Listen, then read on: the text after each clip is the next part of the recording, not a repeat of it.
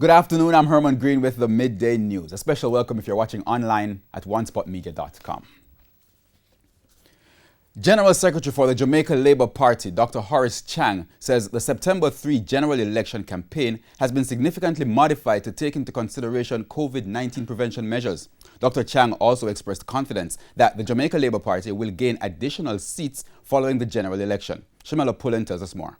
Speaking on Thursday on the morning agenda on Power 106, General Secretary for the Jamaica Labour Party, Dr. Horace Chang, said the strategies implemented for election campaigning will not cause any further spread of COVID-19. Jamaica has a very, Jamaica's political campaign have historically been very, it's almost carnival-like. It involves the population heavily, and that's a positive for the democratic process because we are still a developing country and we have a lot of socioeconomic challenges, so we need to keep our population engaged in the democratic process. Meanwhile, Dr. Chang says he's confident that his party will win a number of seats currently held by the People's National Party. They are unlikely to defeat any of our sitting MPs, and we are likely to take quite a number of their seats. And I think they understand the statistics and the logic, but they are a national party. They have to campaign the positive note. They took 11 the last time with a very limited and not only limited budget, but in a very, in an atmosphere that was not particularly positive. We can do the same again because the attitude is much more positive. The goodwill is out there, and I think there's also historically the country looks toward the Labour Party when we have a crisis.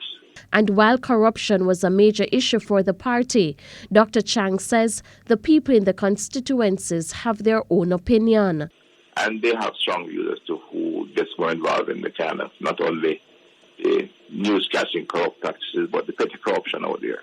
That is maybe more impactful on the community than the front pages, which in that many people see. A lot of our constituency as a thing that happens for those who are influenced, but of influence, people have influence who leverage their influence for personal gain.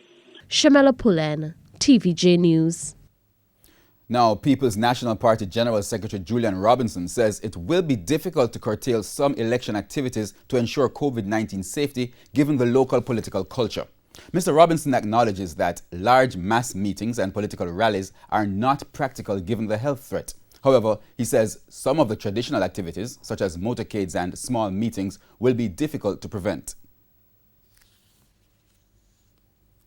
I don't think we could ever agree to cut out face-to-face interactions fully. I mean, going to somebody's house, having an interaction with them, having small meetings in the communities, you can exercise judgment and ensure that you protect people that way. We do have regulations where entertainment venues can accommodate up to 250 persons. And in a sense, some of the activities that exist within political campaigns are closer to what happens in an entertainment type setting. So I think, you have to be realistic about balancing the cultural issues with the need for safety. Mr. Robinson, who was speaking last evening on Radio Jamaica's current affairs program Beyond the Headlines, says COVID-19 protocols put in for the general conduct must be enforceable.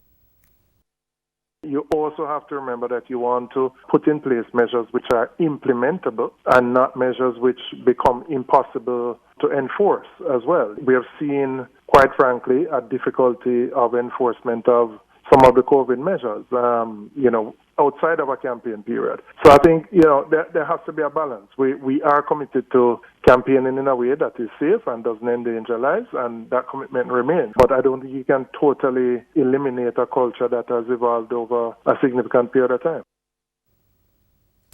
Meanwhile, Mr. Robinson is defending the party's decision to replace Western St. Thomas candidate Mark Malabva with Marsha Francis. Several residents in the constituency expressed dissatisfaction with the move.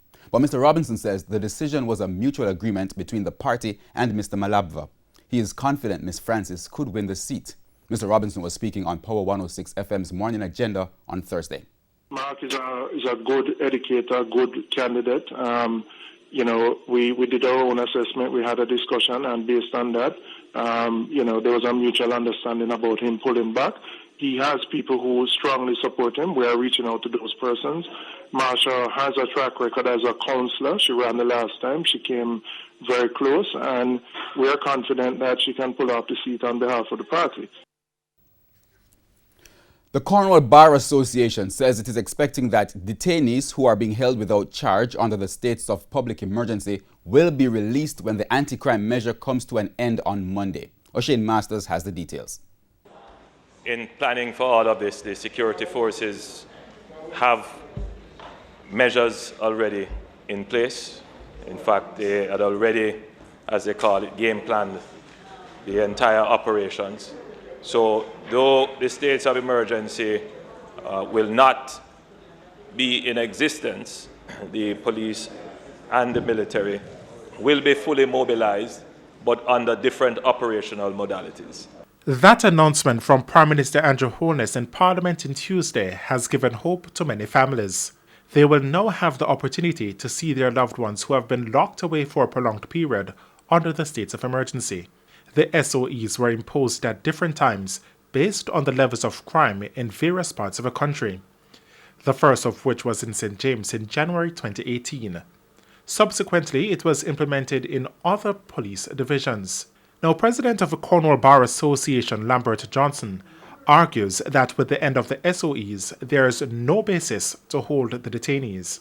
Even if there is a detention order issued and signed by the Minister of National Security, that becomes null and void, and they are immediately entitled to be released. He says if there is a failure to release the detainees, civil suits can be brought against the police. Mr. Johnson, however, noted that there are some exceptions. If the persons are in fact charged and are to be placed before the court, then they can be held. But I think that in those circumstances, those persons who can be granted bail should be offered bail so that they will not be made to suffer unnecessarily at the end of the state of emergency regulations.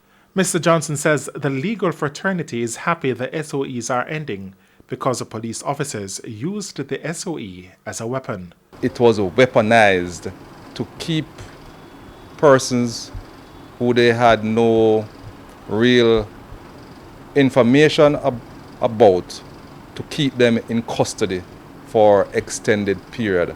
O'Shane Masters, TVJ News. We now take a break on the midday news. We'll be right back.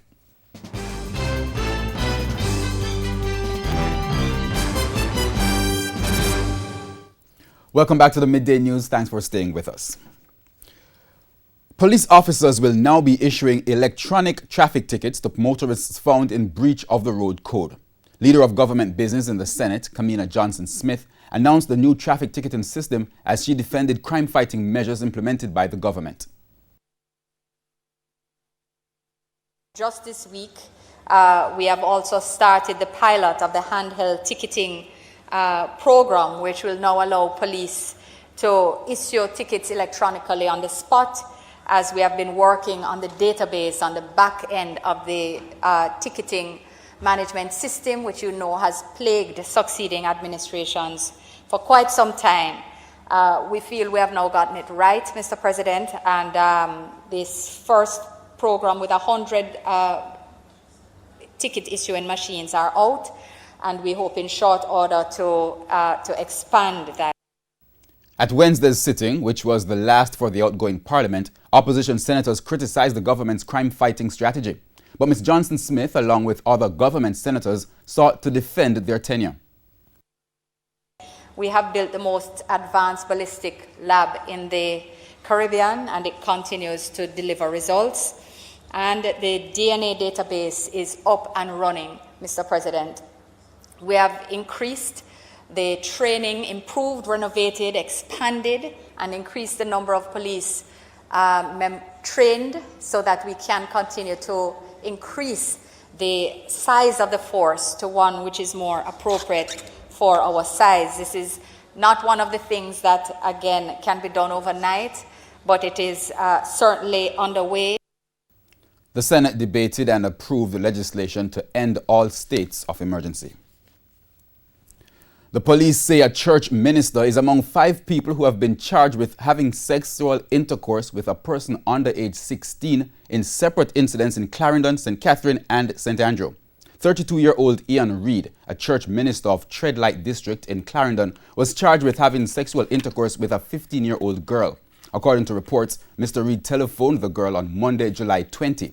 The two met at an abandoned building in his community where they allegedly had sexual intercourse. The matter was reported to the police on Tuesday, August 11, and Reid was subsequently arrested and charged.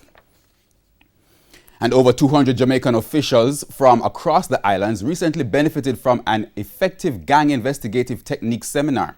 The training was an initiative of the U.S. Embassy through its International Narcotics and Law Enforcement section.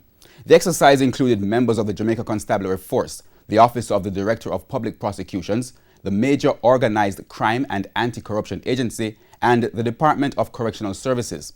The U.S.-based National Center for State Courts conducted the training using a team of investigators, prosecutors, and corrections experts from New York, Chicago, Barbados, and Jamaica who have extensive experience investigating and prosecuting gangs. After more than 30 years without the commodity, residents of Flower Hill in St. James finally have potable water in their pipes. The water project is a collaboration between the Rural Water Supply and the National Water Commission.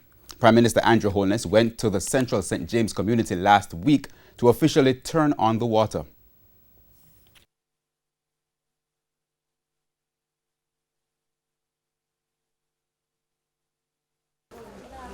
People watching this, maybe on the news, some people looking at it on the internet, might say, why are we making much out of turning on water in a community like Flower Hill? But they wouldn't understand what it means for you to get water in your pipes. They wouldn't understand. They wouldn't understand. To wait 30 odd years to be able to turn the tap in your yard and see water. Now the residents are ecstatic about getting the commodity after so many years. They buy water for $500,000, everything. So we're glad we appreciate it now that we get it. I mean, I have none on our valley now, so I mean, like run one pipeline and we can get in our house. We did have it, you can't say we have it, but it just vanished away from us all of a sudden. So I want to pray that this one will not be like a smoke screen. We will have water that we can, everyone, like when rain fall, everyone get it. And we go now to news and sports. Former Secretary General of the Jamaica Olympic Association, JOA, Alan Beckford, is hoping his challenge for the association's presidency will be without contention come next year. The noted road race organizer announced on Wednesday that he will be challenging Christopher Samuda for the post at next year's annual general meeting. Speaking on Hits 92 FM Sports Grill on Wednesday, Beckford said he will be running a clean campaign.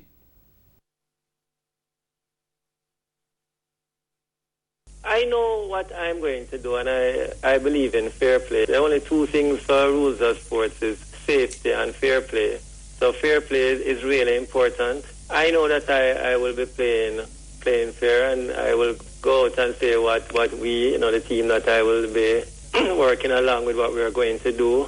What the others will do, sometimes you worry as to, whether everybody will play the way you will play, but I just hope that everybody knows that at the end of the day, it's about sports, and I think it's about all of us working together. Mr. Beckford served as JOA director for 7 years before resigning on July 12, expressing his disapproval with the direction in which he said the organization is heading. He has identified some shortcomings which he would look to rectify if he's successful in his bid. We need to be more athlete-centered. We need to build our stakeholder relationships, locally, regionally, internationally. We need to build our relationship with the Ministry of Sports, in sports, SDF. We need to communicate with our member associations, getting feedback on their plans and projects. We need to build our corporate partnerships. I think that's somewhere we really need to go to.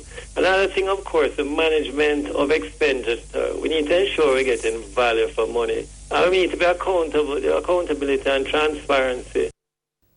Mr. Samuda defeated Vishu Tolan 20-16 in June 2017 to take over the presidency from Mike Fennell. Mr. Fennell retired after serving in the post for 40 years. And that's where we put a wrap on the Midday News. I'm Herman Green. Join us at 7 for the primetime news package. On behalf of the news, sports and production teams, good afternoon.